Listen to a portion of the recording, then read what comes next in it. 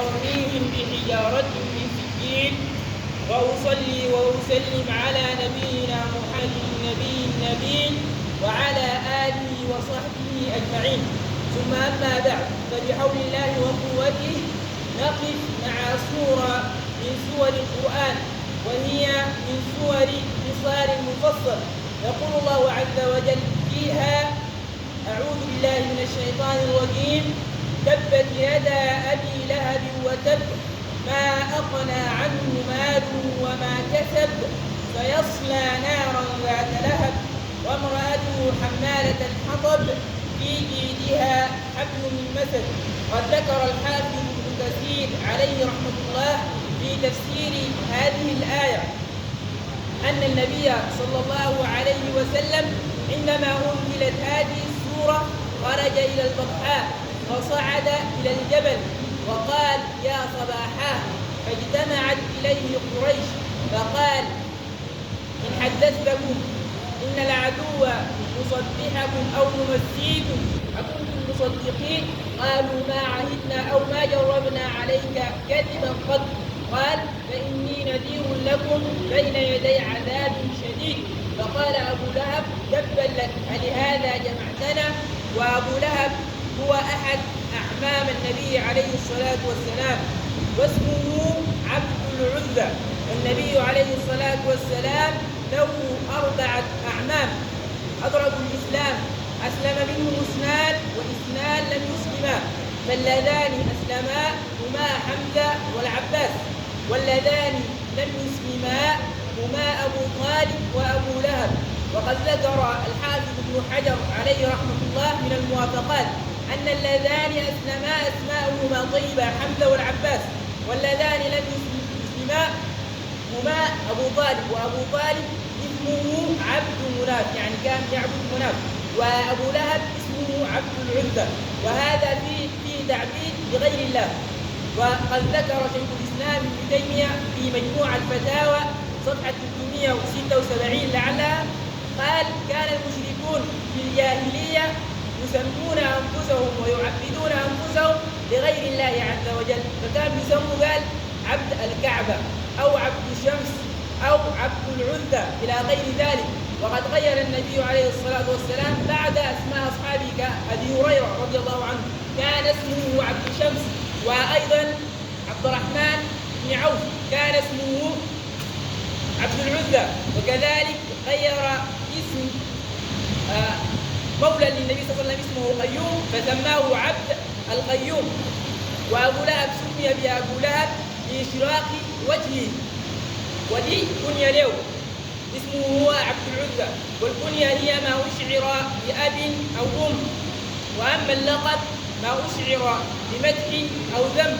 وقد جاء في حديث ربيعة، والحديث عند الإمام أحمد، أن ربيعة رأى النبي صلى الله عليه وسلم في سوق للمجاز وهو يتلقى القبائل ويقول: قولوا لا إله إلا الله تفلحوا.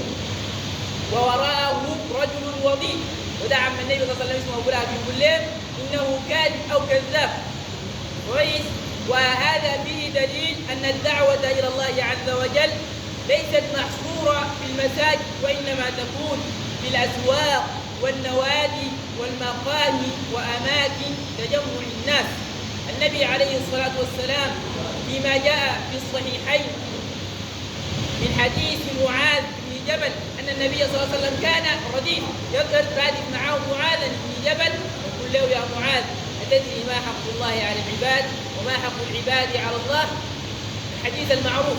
ومعه ابن عباس ماشي معه يقول له: يا غلام أو يا غليم، إني أعلمك أو معلمك كلمات، احفظ الله يحفظك. فالدعوة إلى الله عز وجل تكون في أي مكان، كما قال الله عز وجل على لسان عيسى عليه الصلاة والسلام: وجعلني مباركا أينما كنت، أي معلما للخير.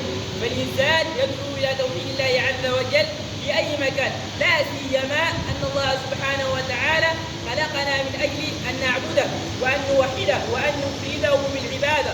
قال الله عز وجل في الآية 56 من سورة الذاريات: وما خلقت الجن والإنس إلا ليعبدون. فالعبادة نصرة لله عز وجل العبادات كثيرة، دعاء وصوم ونذر إلى غير ذلك من العبادات، فالواجب على الإنسان أن يصرفها لله عز وجل.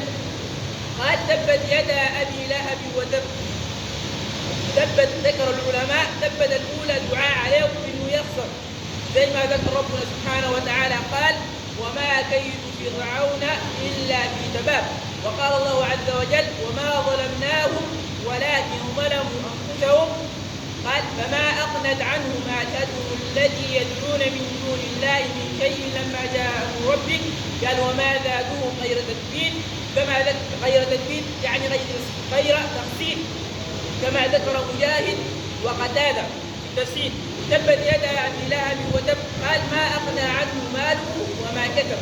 وتب الثانية الأولى دعاء عليه والثانية خبر عنه يعني بجد أبي لهب لا قسم. قال ما أغنى عنه ماله وما كسب.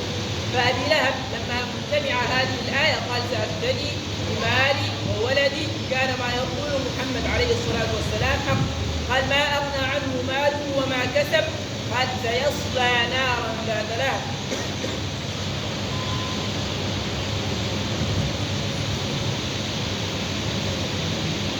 قال الله عز وجل سيصلى نارا ذات لهب. والصلي هو الدخول في باطن الشيء بالصلي.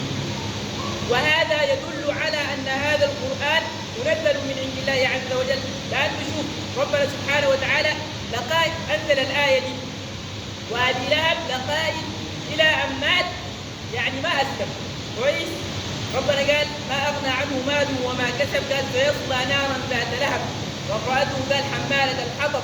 وامرأة أبي لهب اسمها أو كنيتها أم جميل، واسمها أروى بنت حرب بنت أمية، وهي ابنة عم معاوية رضي الله عنه، معاوية بن أبي سفيان بن حرب بن أمية.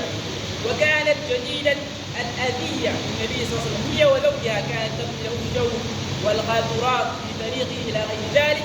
فهي بعدين بتكون شريكة في العذاب، بعدين بتدع أن بيدها بتسلم الحطب بترميه يعني لكي يزداد زوجها في العذاب وكذا. وإذ قال امرأته حمالة الحطب قال في جيدها أي في عنقها قال حبل من مسد. اللهم صل وسلم وبارك وأنعم على نبينا محمد. هذا والله أعلم، وصلى الله وسلم على نبينا محمد، وجزاكم الله خيرا وبارك الله فيكم.